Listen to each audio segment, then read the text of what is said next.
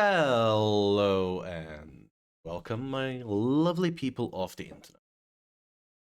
As of the time of this recording, Champions is 1 week away, and I thought I'm gonna do a little bit more yapping about it before it hits. Because there's just one simple question that is at the core of today's video, and that is, should every Pokemon eventually be in Champions? And the answer to that, in my opinion, is a decisive no. And there's two examples that I want to primarily talk about that are the main culprits of that make me think that not every Pokemon is not necessarily healthy to have in a competitive environment. And enemy number one. This goofy fella right here. Smeargle. For the uninitiated, you might be wondering, why is a Pokemon with stats like these ever a problem? And the answer to that, quite simple. It's the fact that Sketch is a really, really silly move that gives Smeargle access to virtually every move in the game, with certain exceptions being Dark Void, which got specifically removed, which is a whole different topic. Trust me, as someone that has played for all of 2016, the support options on Smeargle will always be a problem, and it will always scale proportionally to the power level of the format, which is why it tends to be the biggest problem in the highest power level formats, which are the GS Cup dual restricted ones. Back in 2016, as mentioned, Dark Void Smeargle was an absolute menace. The option to potentially put both opposing Pokemon to sleep with one move was a meta-defining ability that was so good that is one of the few times Pokemon decided to make a good balance adjustment between generations and remove it from Smeargle's move pool in the first place. But the problem is, even though Dark Void might be considered the biggest problem in Smeargle's move pool, this thing is incredibly not future-proof. Now, we were spared its reign of terror in Generation 8 in Sword and Shield because it straight up wasn't available then. But even then, Gen 8 added something to Smeargle's repertoire that is once more rather toxic option. Because if you look at Smeargle in Generation 9, where it became available again, it started to run Decorate. And Decorate by itself, quite a potent option, very, very strong to just put a +2 offensive boost on one of your other Pokemon when the power level goes through the roof, be it something like an Calyrex Ice Rider, or in some more recent tournaments, Bleak Wind Storm Tornadoes with a specific comp. Smeargle is just incredibly not future-proof, and the biggest problem with it is that it will always be a toxic Pokemon to deal with, because we haven't even gotten to the most toxic strategy with it, which is Muck Smeargle, where you use Alolan Muck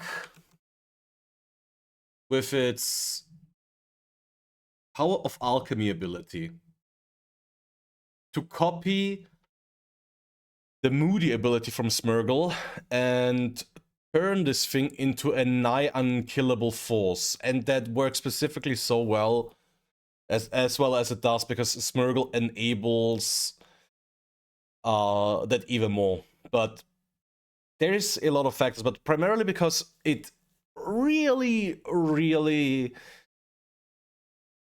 gives you the option to break certain moves open, be it Dark Void, be it just a combination of any kind of utility you really need, or be it just a combination of Moody Smeargle with Power of Alchemy Muck to just create very, very unfun evasion strats.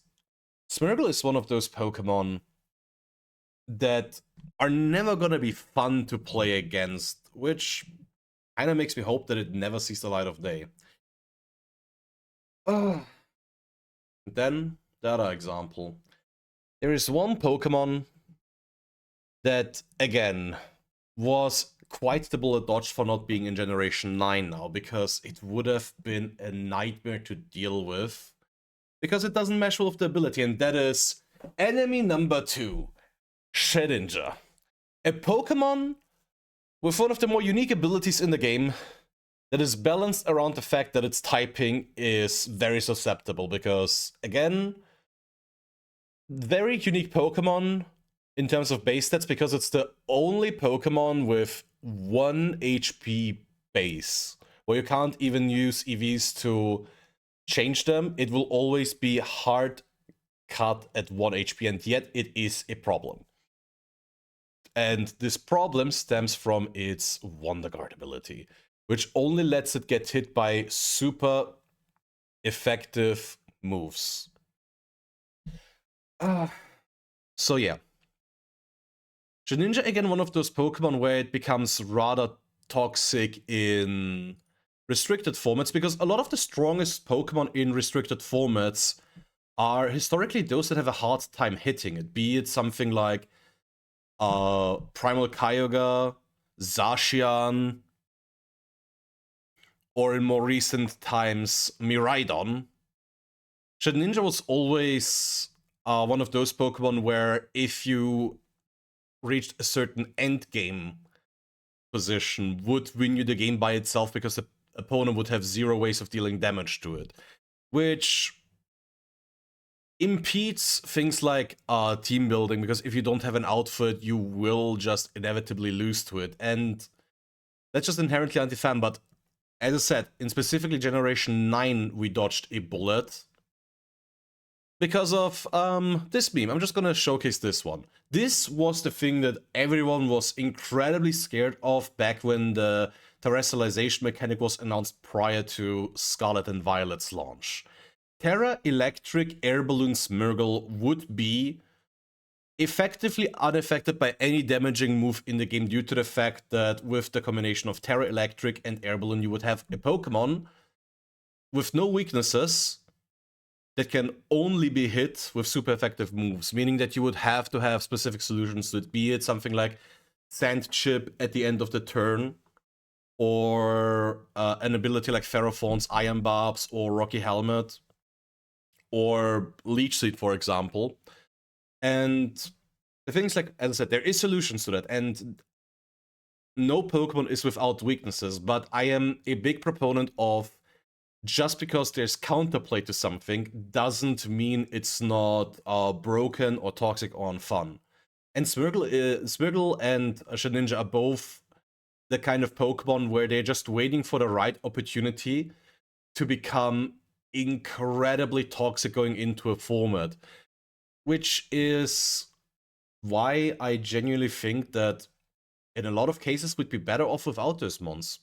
There's a lot of other examples where it's not the